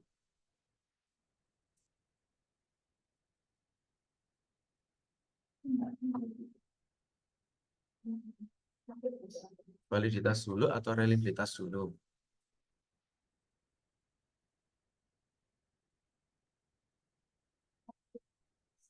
Reliabilitas, Pak.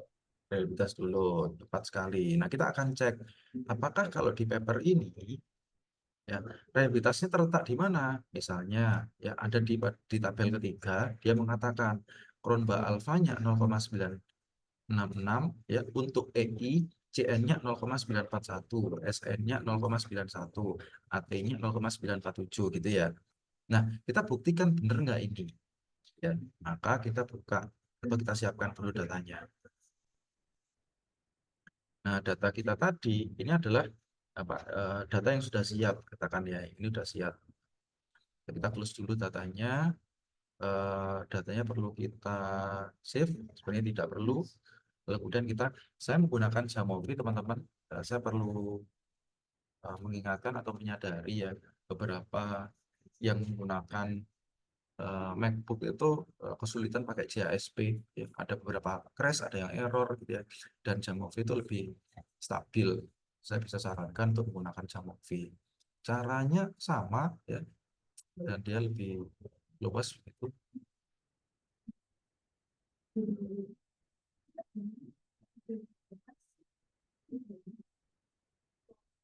Nah, saya harus membuka data tadi terletak di mana ya. Saya open datanya, preferensi saya di mana, di latihan di sini, terus kemudian saya pilih yang ini ya, yang barusan saya download tadi.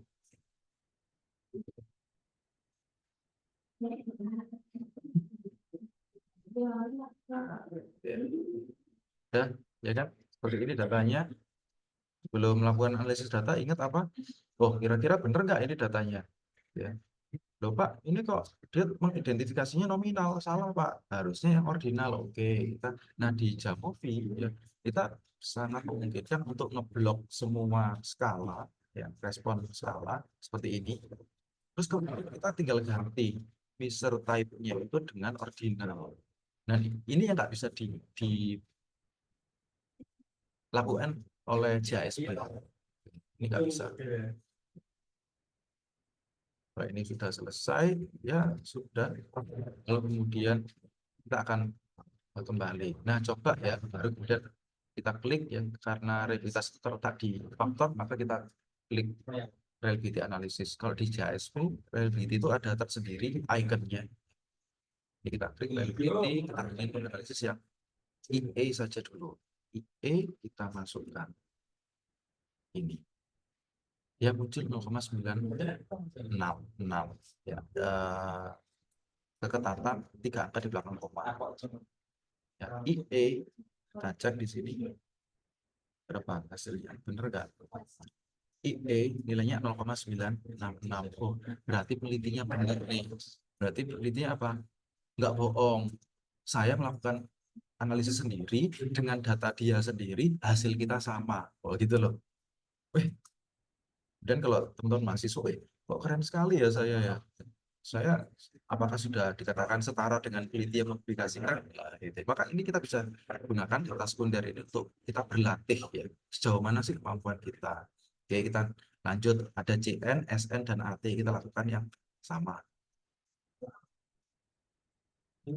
Ini IE, lalu kemudian kita analisis yang baru. Ya, faktor, reliability analisis. Kita lakukan namanya tadi apa ya? CN kalau nggak salah. AC dulu. AC, item 1 sampai 5. Masukkan. Oke, nilainya 0,947 kita cek 0,947. Saya salah lagi. AC itu di mana? Ini di sini 0,947 ya, alfanya sama kan? Oke, yang belum apa? Social norm. Analisis lagi faktor reliability ya, misalnya norma sosial teruskan. Muncul 0, 0, maaf, sosial 0, ini 0,911 sama enggak? 0,911, oh benar. Nah, harusnya CN-nya juga sama 0,941. Nah, teman-teman juga bisa coba ya di laptopnya masing-masing gitu. Nah, kita bandingkan ya, bener nggak? Gitu ya. Pak Putra ini jangan-jangan melakukan hal yang seolah-olah bisa bisa sama antara peneliti dengan Pak Putra. Kayak Pak Putra kenal dengan si penelitinya, enggak, saya nggak kenal. Tapi kemudian hasil kita sama, itu menunjukkan bahwa apa? Kita bisa mereplikasi, teman-teman. Ya, kita bisa membuktikan bahwa orang itu memang benar atau salah.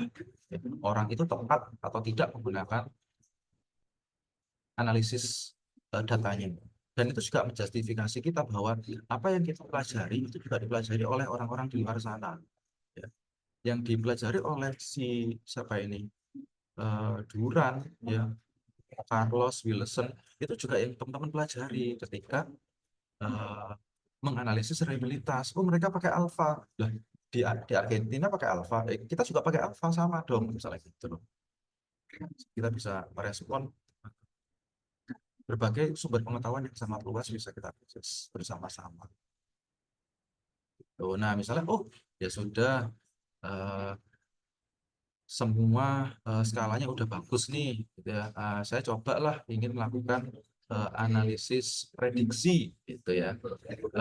Berbeda tapi dengan cara yang digunakan oleh si peneliti, gitu.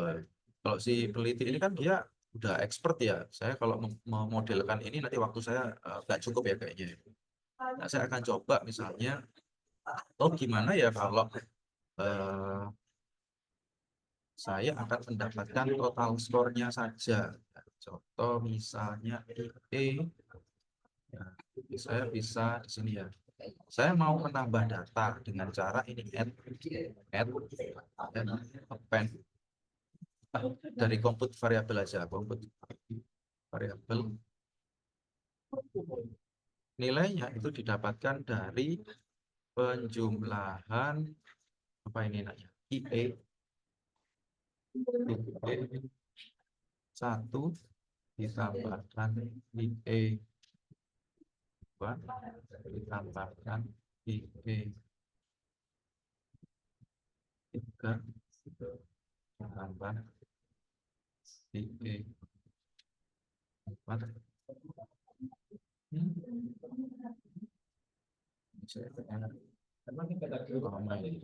Nah, biasanya nggak mempersiapkan ini, jadi saya boy saja. Nah, ini kita katakan sebagai intention. Nah, dia akan menjumlahkan. Ya, dia akan menjumlahkan. Aduh, kok 7? Dari mana 7? Ya, kalau teman-teman ingin buktikan 1 tambah 2 berapa? 3 tambah 1 4 tambah 1 lagi 5 tambah 1 lagi 6 tambah 1 lagi 7. Nah, sama kan? Oke, kita lakukan yang sama dengan AC. AC tadi apa namanya? Si AC. AC adalah sikap melakukan hal yang sama sini dari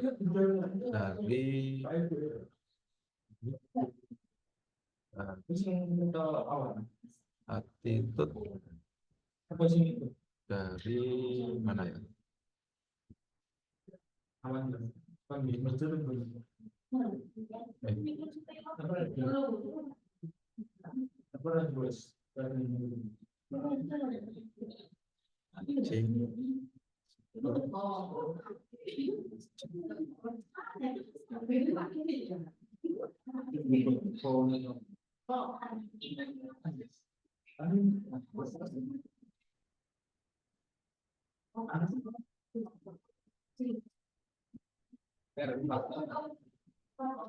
Benar nggak ya? AC-nya sampai 5.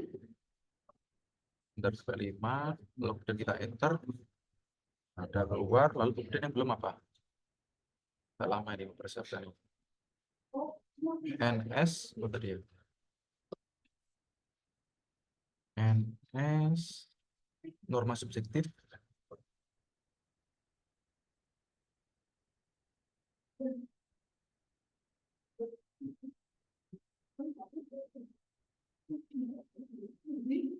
Salah lagi.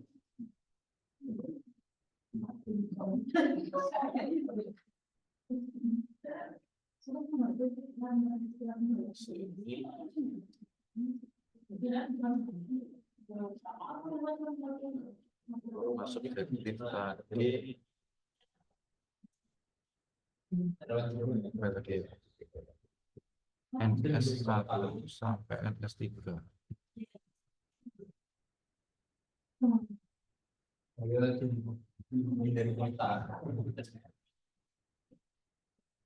Saya enter. Nah, udah ya. Eh, kurang satu lagi apa namanya? Persif PPC aja lah.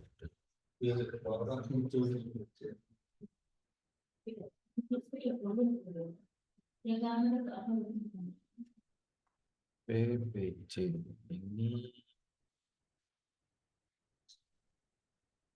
CN 1 tambah 2.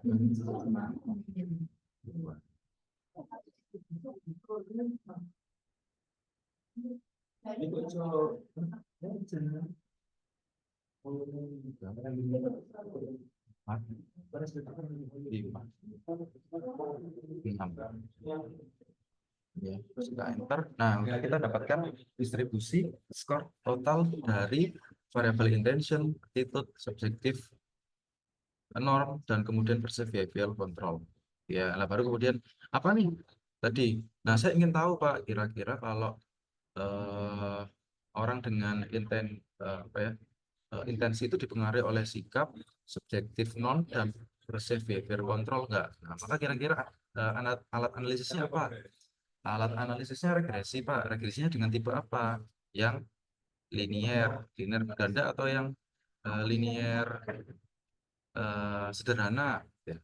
Berganda, Pak. Nah, tapi sebelum itu kita perlu tahu. Oh, oke.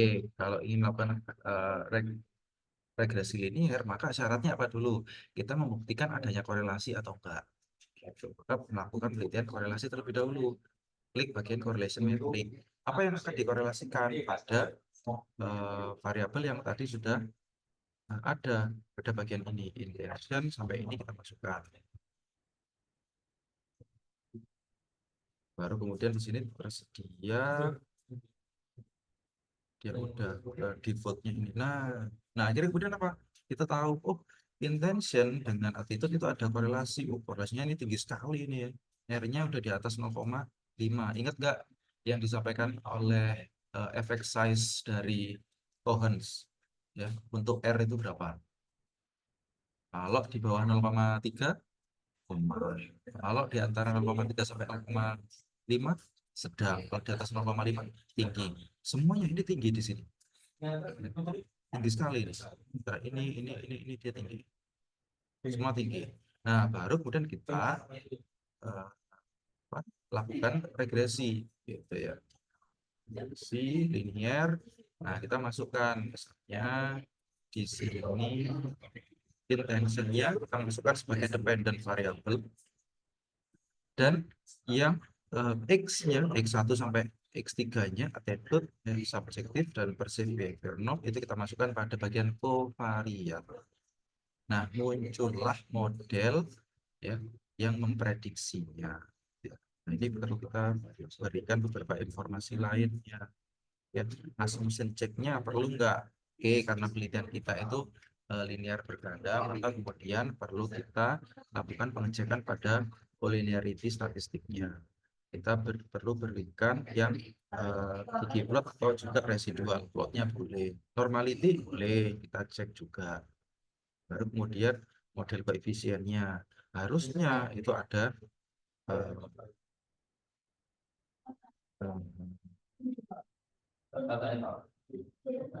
uji F-nya.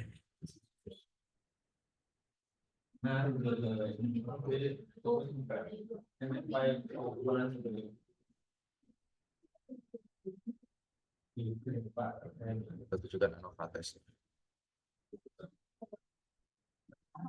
Nah, yang kita baca yang terlebih dahulu yang mana? Nah, kalau misalnya kita ingin melihat, ya pertama katakan sumbangsih, maka sumbangsih yang dilihat adalah R square-nya, ya kan? Situ. Lalu kemudian kalau eh, perbedaan uji beda menggunakan ANOVA, dan di sini ada nilai F dan taraf signifikansinya. Nah, Pak, tapi saya juga ingin melihat seberapa besar ya kira-kira eh, prediksi, atau kalau dalam model regresi itu menggunakan nilai B atau beta, ya. B itu yang unstandardized, kalau beta ada yang standardized, ya. Ini adalah beta, yang ini adalah B-nya. Nah, inilah yang disebut sebagai koefisien regresi, ya. 0,83, ya. Ini koefisiennya lebih besar daripada yang bagian yang bawahnya ini. Nah, apa ini maksudnya subjektif norm? Kenapa kok dia negatif? Apa maknanya? Nah, gitu ya. Bagaimana dengan penelitian-penelitian sebelumnya, apakah kemudian sama atau tidak? Nah, hasil-hasil ini kemudian perlu kita bandingkan dengan teori atau hasil penelitian terdahulu. Bagaimana sebelum itu kita perlu cek asumsi normalitasnya terpenuhi enggak? Kalau nggak terpenuhi, emang bakal ngapain? Nah, gitu ya. Ya, kalau regresi meskipun tidak terpenuhi normalitas nggak ada masalah. Gitu ya. Koliniaritasnya bagaimana? Ya, apa parameter untuk menunjukkan kolinialitas itu terpenuhi atau tidaknya? Teman-teman perlu cari dulu referensinya. Ya, ingat-ingat materi statistik lalu. Nah, bagaimana dengan standar dasar residualnya? Ini sebagai persyaratan. Ya. Nah, ini ada beberapa eh, kelompok yang kemudian tidak pada garis diagonalnya, ya. Sejauh mana kita bisa mentoleransi. Kalau secara keseluruhan itu kemudian ada pada garis diagonal, maka kita bisa katakan residualnya normal, gitu ya. Standar residualnya normal. Tapi ini ada beberapa kelompok nih, gitu. Kita perlu cermat, ya. Ini kemungkinan yang disebut sebagai outlier, ya. Nah, outlier ini yang perlu kita kemudian keluarkan dalam analisis, ya. Sebelum analisis bahkan kita perlu sadari outlier ini, ya. Karena regresi itu sangat rentan ya pada outlier, ya, atau pencilan tadi. Apa dampaknya? Itu mempengaruhi eh, prediksi kita. Bisa jadi prediksi yang harusnya tinggi, tapi karena ada outlier, prediksi kita jadi lebih rendah daripada yang semestinya. Gitu. Nah, ini yang kemudian kita laporkan, gitu ya. Kita akan mendapatkan pengetahuan. Contoh, estimation attitude itu positif. Artinya apa? Kalau sikapnya itu tinggi, maka prediksinya, intensinya adalah tinggi untuk berwirausaha. Karena sikapnya positif, karena sikapnya itu tinggi. Nah, gitu ya. Kalau dia kemudian mempersepsi atau merasakan mampu melakukan kontrol perilaku pada dirinya sendiri, maka dia punya intensi yang tinggi juga. Nah, tapi ditemukan subjektif normnya yang negatif. Apa maksudnya negatif di sini? Apakah itu sudah sesuai dengan teori? Maka kita perlu cek teori-teori terdahulu. Dan apakah sama dengan yang lainnya? Kalau di sini dia bernilainya yang berapa tadi ya?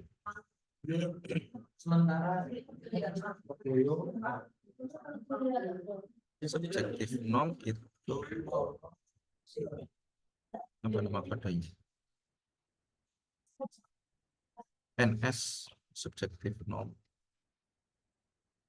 NS, nah di sini. Nah, dia tidak memprediksi secara langsung pada EI, tapi dia lewat AT dan CN.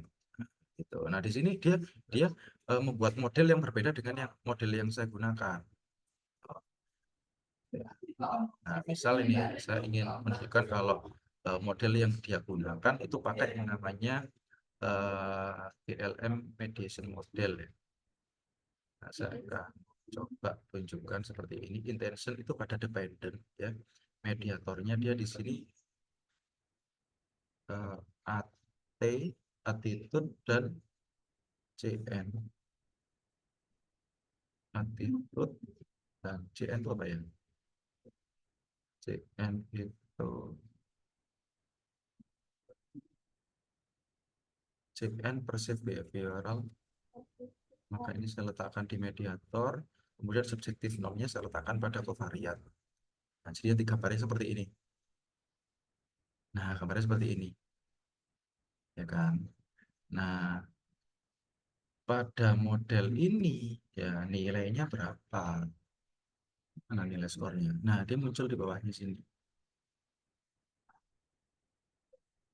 Ini full modelnya. Nah, full modelnya saya itu menghendaki kalau subjektif nomnya tidak langsung pada niat saya. Nah, ini kan secara langsung subjektif nomnya langsung ke intention ya.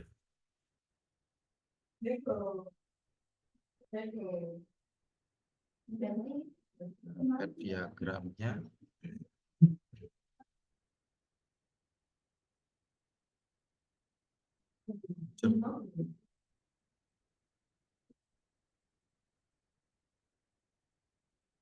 Oh, ini dia. Nah, ini dia. Nah, jadi saya hanya menunjukkan model strukturalnya saja.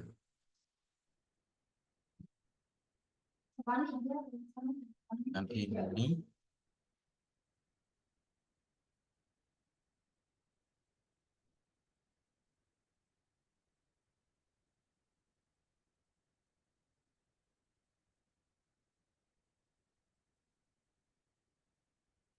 nah, ini ya.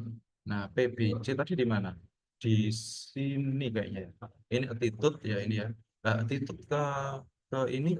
Nah, nilainya 0,26. Loh, Pak, kok nggak sama? Nah, kita cek dulu. Kita pakai yang beta atau yang koefisien. Kalau yang koefisien nanti nilainya adalah yang belum terstandar. Terusnya bentar ya.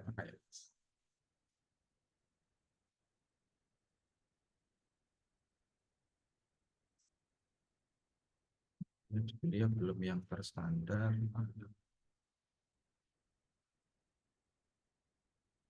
Terus harusnya nilainya berbeda sih. Nah, ini yang PBC itu kan yang ini ya. Yang CN ini PBC.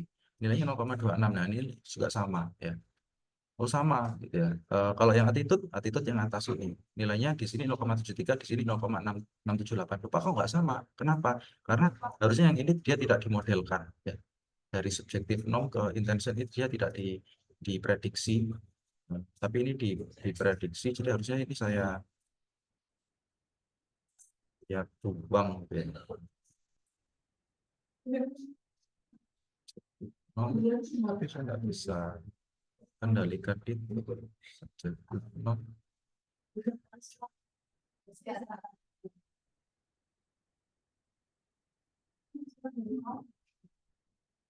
Ini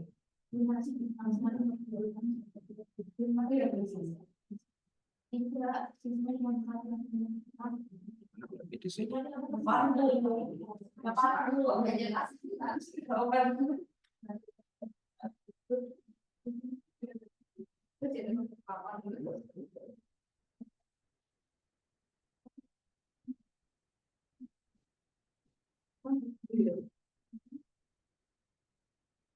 Ya, muncul lah.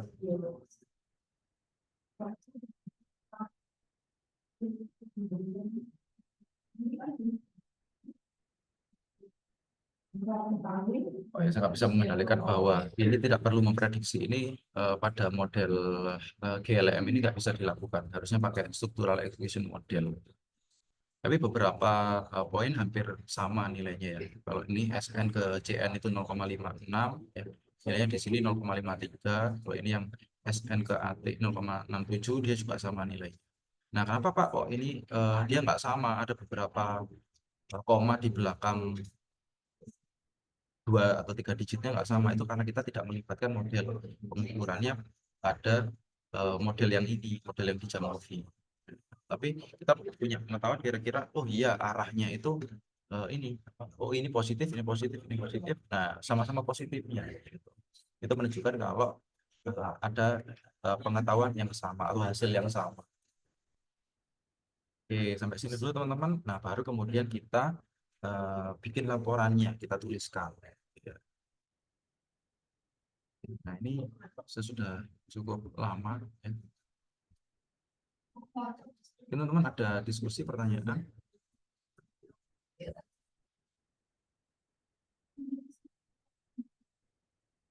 Nah, nantinya teman-teman di UTS-nya itu kan ada ya dataset yang akan saya berikan tadi.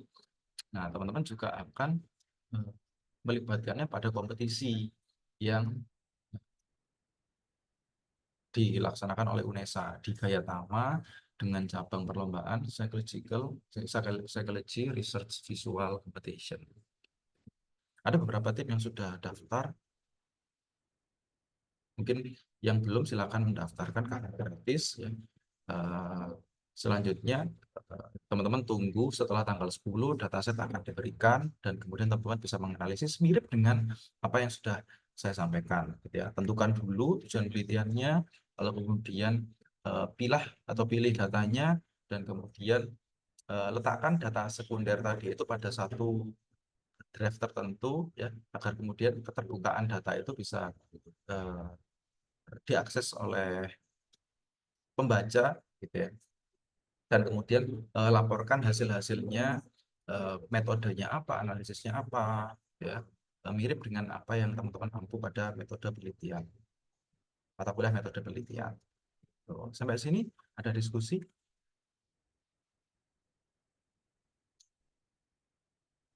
Bapak, mohon izin bertanya. Mhm. Ini nanti untuk rekaman Zoom ini bakal dibagiin nggak, Bapak? Soalnya beberapa teman-teman untuk mengikuti itu terlalu cepat, Bapak. Gitu. Ya, nanti ini ya saya upload di ini ya di kata analisa ya nanti ya. Ya saya paham ini bakal cepat tapi kalaupun nanti lama-lama kan teman-teman bakal capek. Nanti akan saya upload ke ini. Dan beberapa itu sudah ada di kata analisa, jadi teman-teman perlu mengulang-ulang beberapa ini ya video yang nanti akan saya tag untuk menjadi proyek tengah semester dan kompetisinya. Ya. Ada lagi? Baik, Bapak. Terima kasih banyak.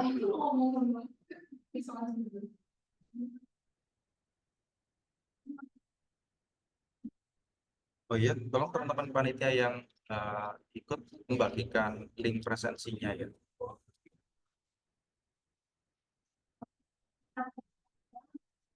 Ada lagi lainnya yang ingin bertanya, boleh dari yang luar kelas I sampai N.